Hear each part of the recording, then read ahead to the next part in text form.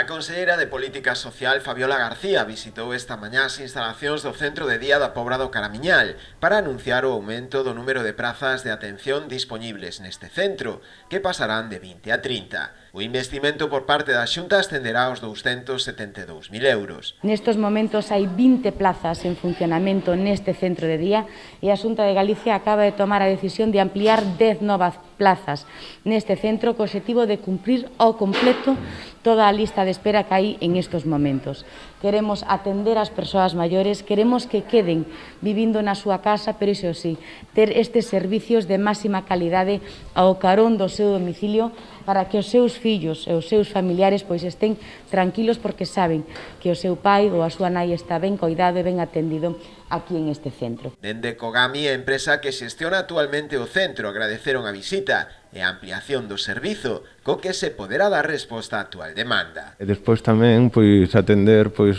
nas necesidades un pouco de plazas pois de unha demanda pois crecente, vale, pois sobre todo aquí na zona de Pobra, de Ribeira. O alcalde Xosé Lois Piñeiro aproveitou a visita para trasladarlle tamén da necesidade de acometer algunha que outra obra de mantemento no edificio, principalmente no seu exterior, que entrou en funcionamento no 2017. Satisfeitas de como está funcionando o centro, non temos máis que motivo para